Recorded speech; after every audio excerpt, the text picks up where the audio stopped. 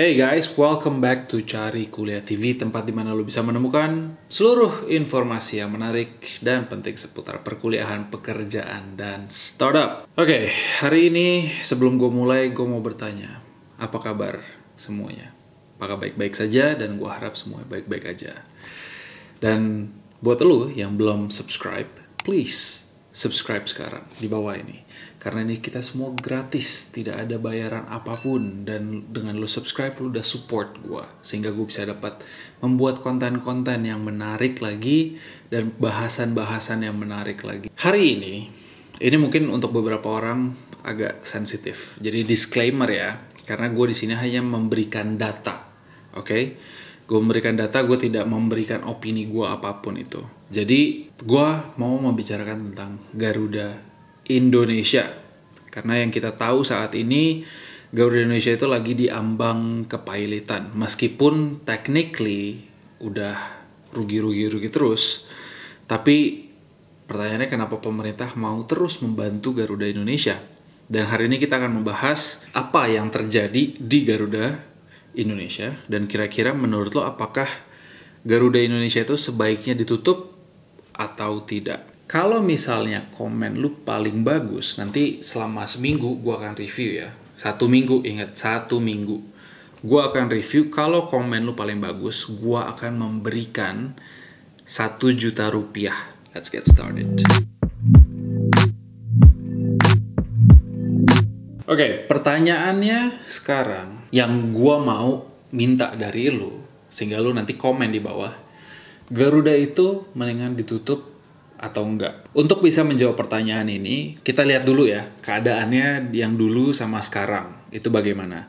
Karena kalau misalnya gue melihat sekarang ini, sebenarnya Garuda itu pertarungan antara harga diri atau ekonomi negara. Karena utang di tahun 2021, kalau misalnya lu bisa ngelihat di berita-berita, itu sudah tinggi banget. Dan basically udah mencapai 8% dari APBN 2021. Garuda Indonesia itu berdiri pada tahun 1947, di mana pada saat itu masih di bawah KLM, di bawah Belanda ya. Sehingga pada Januari tanggal 26 tahun 49, itu Garuda Indonesia berubah nama menjadi Indonesian Airlines. Dan pada 28 Desember tahun 49, jadi cuma beda 12 bulan ya, berubah lagi menjadi Garuda Indonesia. Sampai sekarang. Dari pertama kali, dari dulu sampai sekarang, itu Garuda Indonesia telah membeli dan atau menyewa sekitar 365 pesawat yang telah dipensiunkan, yang terdiri dari 39 tipe. Dan hingga tahun ini, kalau kita lihat menurut CNBC Indonesia, Garuda sendiri memiliki pesawat sebanyak 202, yang terdiri dari 13 jenis pesawat, dan hanya 6 yang dimiliki oleh Garuda. Itu udah termasuk kargo. Ya, kita sekarang melihat keuangan. Permasalahan hutang Garuda Indonesia itu bukan baru, bukan berita baru. Ini sudah terjadi dari tahun-tahun sebelumnya. Tetapi pemerintah selalu membantu apabila ada kerugian. Memang kalau misalnya kita melihat dari, kita tarik mundur deh 7 tahun belakang dari 2014. Garuda Indonesia itu 2014 rugi sebanyak 371,9 juta US dollars atau sekitar setara dengan 4,87 triliun rupiah. Dan kalau misalnya kita kurskan pada saat itu adalah 13.100. Di tahun 2014 itu terjadi kerugian setelah 5 tahun Garuda Indonesia meraup untung. Pada tahun 2015, Garuda itu untung tipis 77,90 juta US dollars atau setara dengan 1,01 triliun.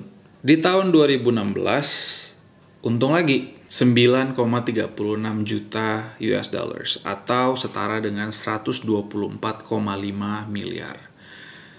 Pada tahun 2017, Garuda Indonesia rugi drastis dari tahun sebelumnya. Tahun sebelumnya untung, tahun 2017 rugi drastis. ke 213,4 juta US dollars atau setara dengan 2,9 triliun kerugiannya.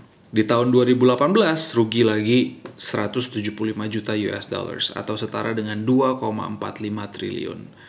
Sedangkan di tahun 2019 memiliki untung atau laba sebesar 6,96 juta US dollars atau setara dengan 97,8 miliar. Di tahun 2020 Garuda rugi, tahun lalu ya, Garuda rugi 2,44 miliar US dollars atau setara dengan 35,38 triliun. Artinya apa? Kalau misalnya kita melihat di 2020 itu di Indonesia ya, larangan penerbangan udah mulai diimplementasikan. Dan pasti kalian berpikir, oh iya karena COVID ruginya dan semua usaha juga turun gitu. Coba kita stop dulu di sini.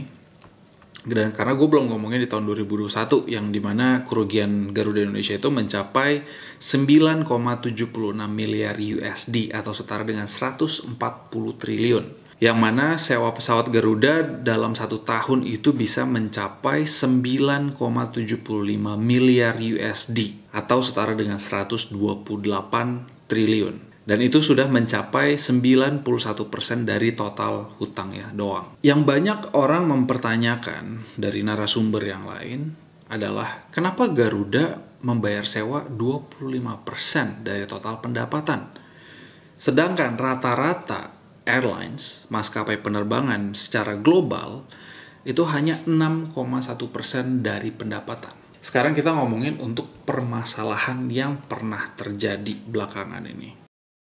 Masalah yang dialami Garuda Indonesia dari dulu sampai sekarang itu banyak.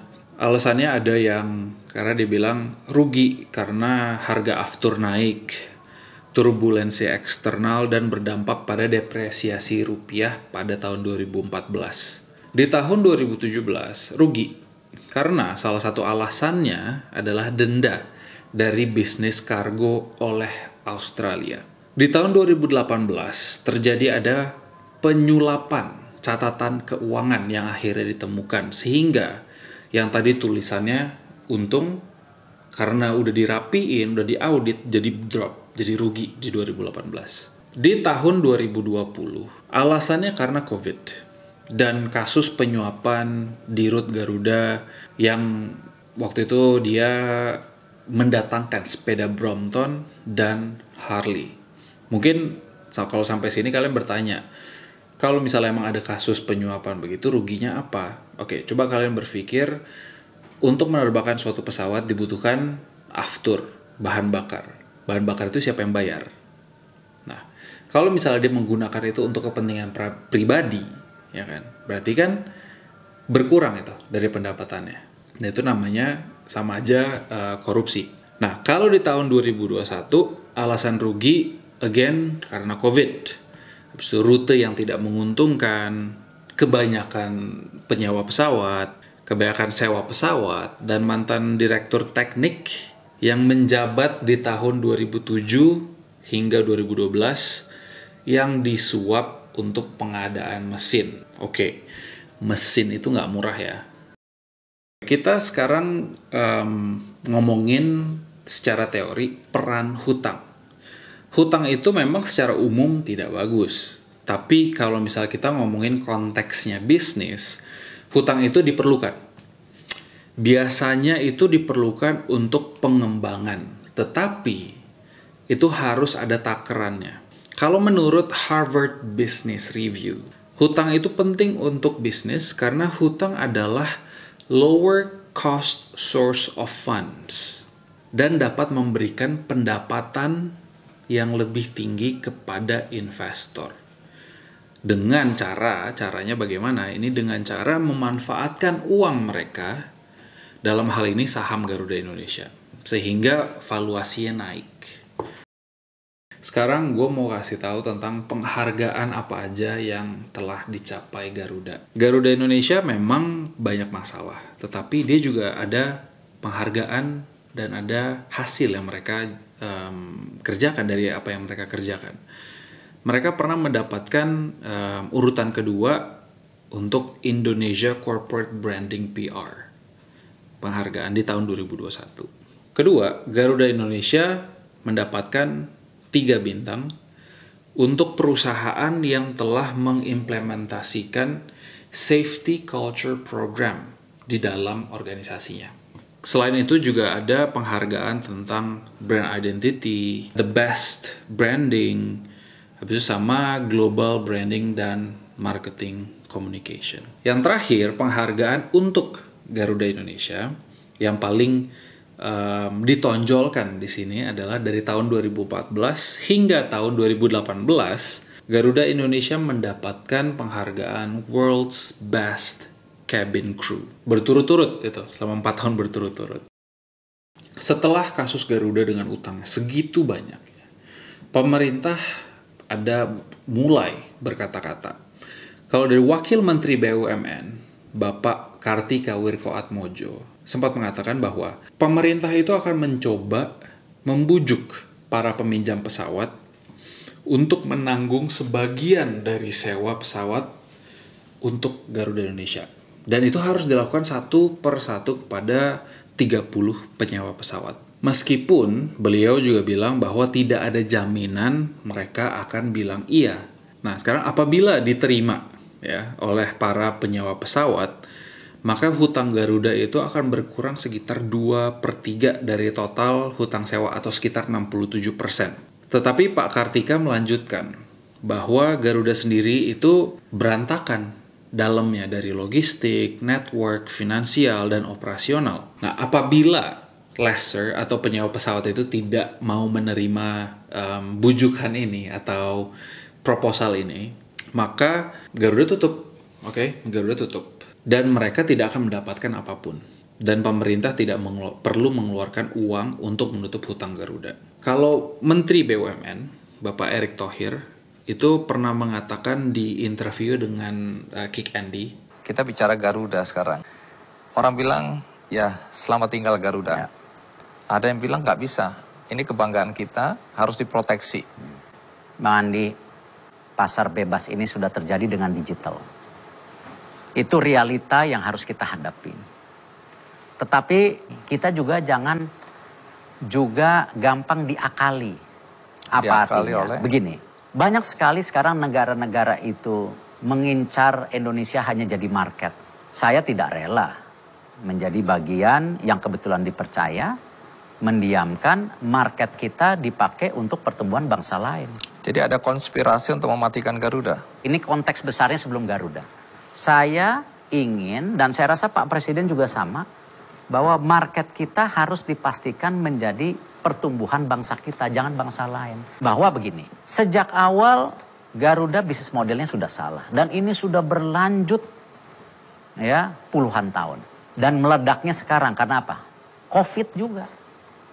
Ketika apa? Yang selama ini dimanja, karena kita punya domestic market yang sangat kuat, nah Garuda lebih senang, ya bukan Garudanya, oknum di Garudanya, membuka terus pemikiran ke luar negeri. Yang akhirnya apa?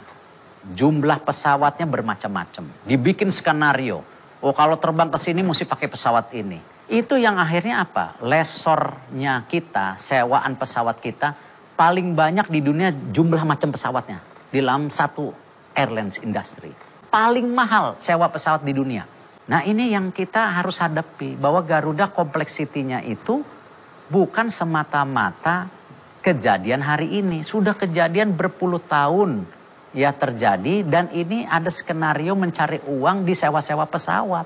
Sejak awal kan kita bilang bahwa bisnis model Garuda, Citylink harus kembali ke market lokal. Jadi Garuda atau Citylink kalau fokus aja dalam negeri, dia punya revenue dan bottom line akan jauh lebih sehat. Garuda punya domestic market yang sangat besar. Seperti pesawat-pesawat Amerika seperti United, Continental, Southwest. Berapa banyak pesawat Amerika pergi ke luar negeri? Kalau tidak salah hanya United aja yang dari New York ke London. Artinya pasar yang lokal lainnya domestik semua domestik lokal Amerika, Southwest artinya segala. Ini ada kesan Garuda akan diproteksi nih. Nah, itu yang saya bilang. Jadi kita tidak boleh anti proteksi juga. Kita mesti pintar. Ya, mana yang tidak perlu proteksi silahkan. Mana yang perlu proteksi tetapi bukan berarti merugikan negara. Dari penjelasan di atas, apakah kita yakin bahwa Garuda kalau diselamatkan kejadian ini tidak akan terjadi lagi atau tidak terulang lagi? Mengingat kita tahu bahwa banyak yang bermain di dalam Garuda itu sendiri.